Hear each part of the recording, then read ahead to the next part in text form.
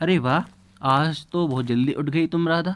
क्या बात है? आज हाँ, सुबह मैं जल्दी उठी थी तो सोचा जल्दी उठकर आज घर का सारा अच्छा, काम खत्म कर ये लेती बात हूँ। है। और देखो आज मैंने हम्म। सारा काम खत्म भी कर लिया है ना अच्छी बात। अरे वाह, आज सारा काम खत्म भी कर लिया। 1 घंटे बाद सुरेश ड्यूटी पर चला जाता है। राधा आराम करते करते सो ही जाती है। अरे भाभी अभी तक सो रही हैं। माँ मंदिर गई हैं।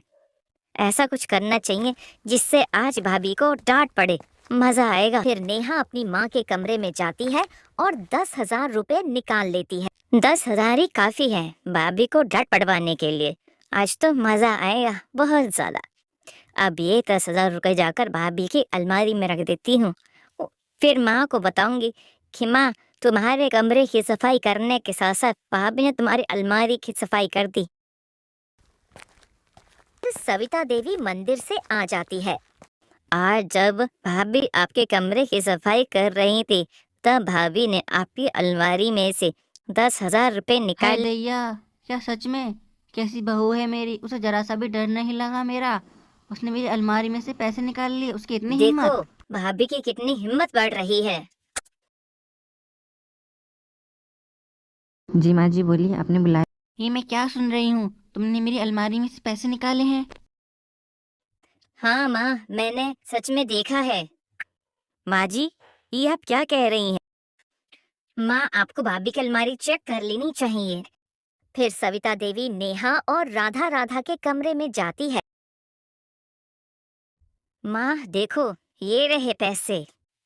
नहीं माँ जी, मुझे नहीं पता यहाँ पैसे कैसे आए।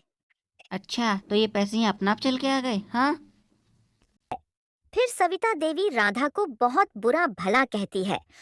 फिर शाम के समय सुरेश जल्द ही घर आ जाता है।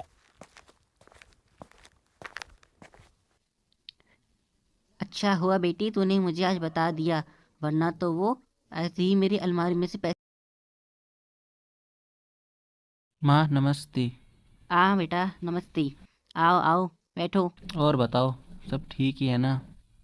अरे राधा कहीं नजर नहीं आ रही, बताओगी? अपने कमरे में है वो। क्या अपने कमरे में है? आज पता है तेरी बहू ने क्या करा? मेरी अलमारी में से उसने 10,000 रुपए निकाल लिए। क्या राधा ने पैसे निकाले हैं? पर क्यों? लेकिन माँ, राधा ऐसा नहीं कर सकती। वो बहुत ही सीधी सादी और भोली सी है। राधा ऐसा गलत काम नहीं कर सकती। भैया भाभी की शक्ल है तो सीधी और भोली भाली सी, पर वो है नहीं। सुरेश राधा के कमरे में जाता है और राधा से पूछता राधा, है। माँ क्या कह रही हैं?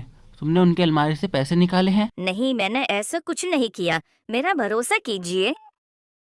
मैं तुम पर पूरा भरोसा करता हूँ। पहले मैं ये देखता हूँ कौन सी अलमारी से पैसे निकले हैं। क्या यही वो अलमारी है? ये क्या?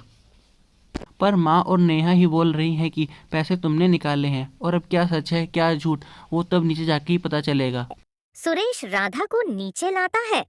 माँ, आपने देखा था राधा को पैसे निकालते समय? नहीं, मैंने तो नहीं देखा, मुझे तो नेहा ने बताया था। नेहा, तुमने किस समय देखा था राधा को पैसे निकालते समय, जरा बताओगी मुझे? जब माँ मंदिर गई थी तब। अच्छा, वैसे मैं बता दूं, आज जब राधा मुझे रसोई में मिली तो उसने मुझे बताया कि आज उसने सारा काम खत्म कर लिया है, तो फिर वह दोबारा क्यों जाएगी सफाई करने के लिए माँ के कमरे में? और हाँ, दूसरी बात ये कि जब मैंने अभी जाकर अलमारी को चेक करा तो मुझे एक नाखून मिलता है, और वो नाखून और किसी का नहीं बल्कि नेहा का है, क्योंकि पूरे घर के अंदर नकली नाखून नेहा ही लगाती है और कोई लगा ही था ही नहीं है।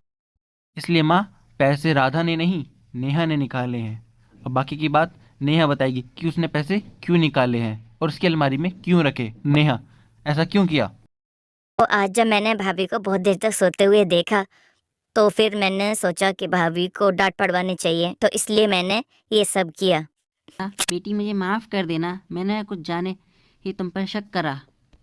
इस कहानी से हमें यह शिक्षा मिलती है, हमें किसी की भी सुनी हुई बातों पर विश्वास नहीं करना चाहिए।